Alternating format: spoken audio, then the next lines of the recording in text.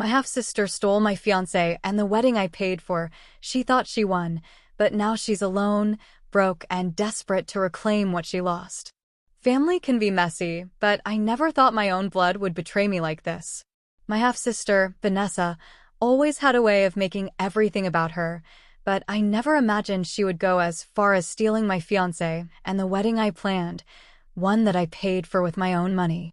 She thought she had won, that she had taken everything from me. But karma has a way of balancing the scales, and now she's the one left with nothing. Let me take you back to the beginning, so you can understand how deep this betrayal ran. Vanessa and I share the same father, but we were raised in completely different worlds. My mother and father had me when they were young and in love. But love faded, and after their divorce, my dad remarried Vanessa's mom. She was born a year later, and my dad spoiled her rotten to make up for his absence in my life. I wasn't bitter, I had my mom, and I worked hard for everything I had. I graduated with honors, got a great job, and even bought my own house before I turned 30. Vanessa, on the other hand, never held a steady job. She lived off our father's money, hopping from one bad decision to another. Still, I never held it against her. I believed that family was family. When I met James, I felt like the luckiest woman alive. He was charming, ambitious, and kind. He made me feel safe and loved in a way I had never experienced before. We dated for 3 years before he proposed, and I thought my life was finally coming together the way I had dreamed. Planning the wedding was stressful but exciting. I was meticulous with every detail: venue, catering, dress, flowers. I paid for everything, using the savings I had worked so hard to build. My dream wedding was set to be perfect. Little did I know, Vanessa was about to rip it all away from me. Looking back, I should have seen the red flags. Vanessa was always a little too interested in James. She would compliment him excessively, find reasons to text him, and laugh a little too hard at his jokes. I dismissed it as her usual attention-seeking behavior. James, on the other hand, always reassured me. He would shake his head and say, "Vanessa is just being Vanessa." I trusted him. I trusted them both. Then came the late-night texts, the whispered phone calls, the sudden change in James' behavior. He became distant, distracted. I blamed wedding stress. I was wrong.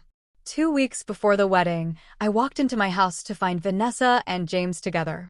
Not just together, wrapped around each other on my couch. My heart stopped. I demanded answers, but they just sat there, looking guilty and smug at the same time.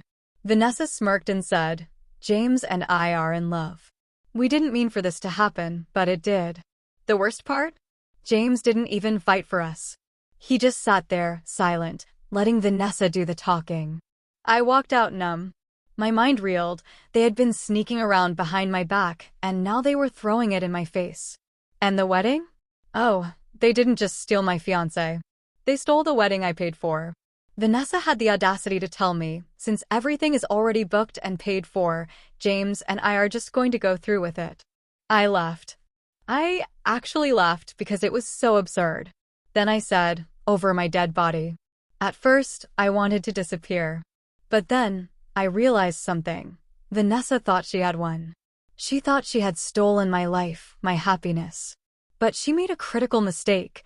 I was the one holding the purse strings. The venue? My name was on the contract. The catering? Paid with my credit card. The dress? In my closet. Everything about that wedding was mine. So, I made a call. Then another. And another. By the end of the day, the wedding was canceled.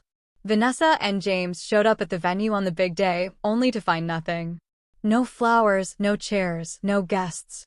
Just an empty hall and a confused groom who suddenly realized Vanessa had nothing to offer. And the cherry on top? I sold my dress. To a woman who deserved it. Without the wedding, Vanessa and James' relationship crumbled. She moved in with him, thinking she had won, but she quickly realized something: James wasn't the prize she thought he was. Without my financial stability and the wedding spectacle, James lost interest. He cheated on her within months. Vanessa called me in tears, saying, "I made a mistake. I should have never done this to you." I let her talk. Then I said, "You didn't just lose James. You lost me too." And I hung up. It took time to heal, but life has a funny way of working out. I moved on. I focused on myself, traveled, and met someone new, someone who truly values me. As for Vanessa, she's alone, broke, and desperate. She burned every bridge, and now there's no one left to save her. She thought she won. But in the end, she only destroyed herself.